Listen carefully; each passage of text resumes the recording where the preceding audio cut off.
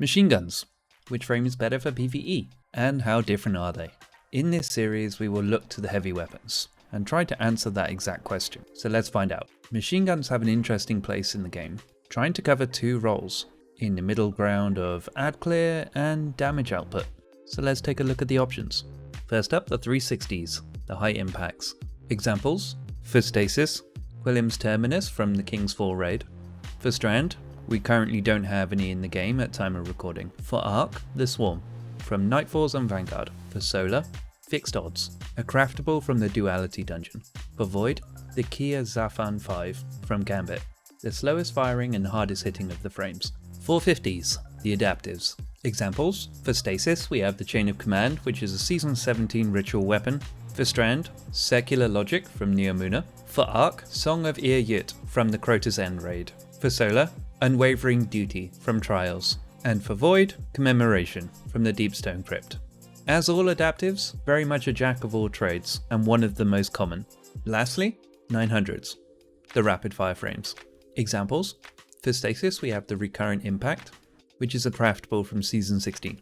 For Strand, again, none in the game quite yet. For Arc, Eleatic Principle, a craftable from Season 22. For Solar, Thermal Erosion from Europa. For Void, Retrofit Escapade, a craftable from Season 19. This frame is an absolute bullet hose, which has been known to cause interesting bugs with particular perks. A quick request: a like on the video goes a huge way to help the channel, and it's free, so if you can, it would be massively appreciated. Right, let's take a look at how they compare. First up, let's look at their reserves, the default values of how many rounds come in reserve, and how this plays into stored damage. A good stat to consider if not wanting to worry about finding ammo bricks, and just concentrate on using the weapon itself. Fairly standard here.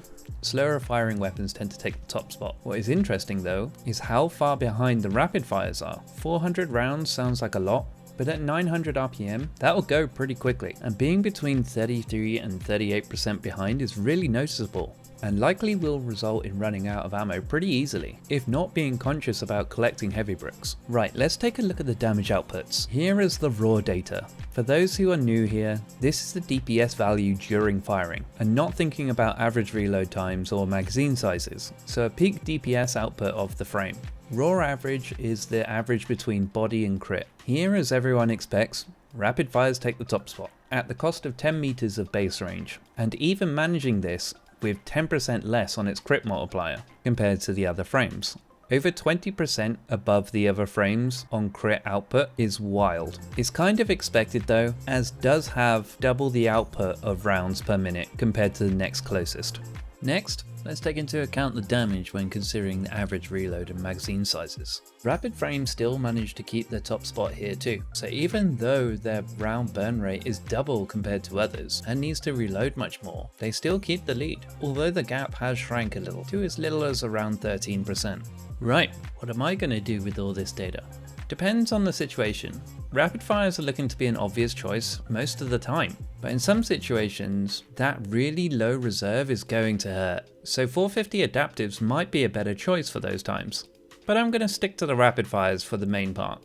Many people might think I don't talk about a particular perk and which people tend to go for, and that is Target Lock. Personally, I'm not that big of a fan of the perk, on machine guns in particular, due to its slow ramp up in damage. For example, high impact frames. It takes 6 rounds for the first stack to apply. Adaptives, it takes 7 rounds. Rapid fires, it takes 10 rounds.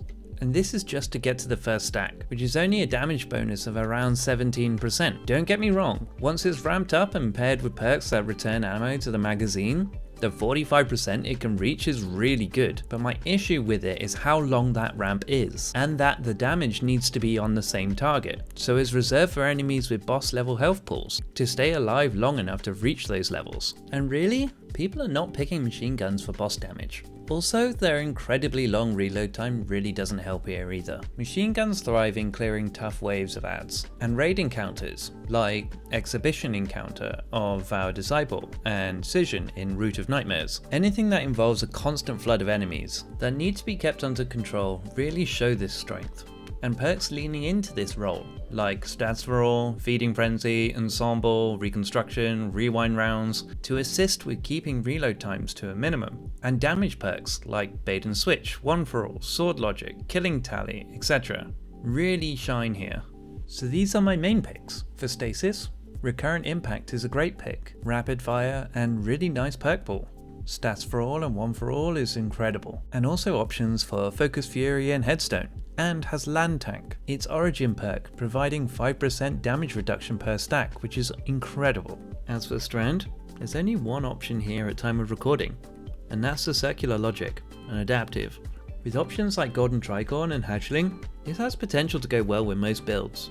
For Arc, this one's a little tougher, but likely to pick the Eleatic Principle with Golden Tricorn and Ensemble. This is an amazing machine gun, but here we also have Song of Ir Yut, which has possibly one of the best perk pools amongst the machine guns. For solar options, here I'll likely skip the solar rapid fire, the thermal erosion, as it has a really underwhelming perk pool, so would likely fall back to the adaptives here. So Unwavering Duty, which can drop with options like auto loading alongside Incandescent, Focus Fury or Killing Tally. Also Avalanche from the Dawning event over the Christmas period is a good option here for similar roles. Now for Void, a good selection available here, but I'm likely to lean more towards Retrofit Escapade, with stats for all and one for all, but I know people will call for it.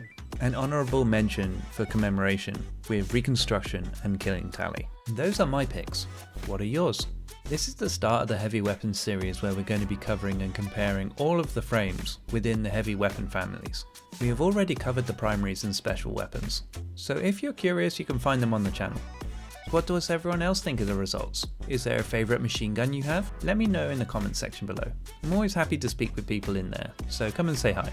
Thank you so much for watching, and if this helped you in any way, a like goes a long way to support the channel, and subscribe if you want to keep up to date on the Destiny Sandbox. As always, stay safe and never let your tea go cold.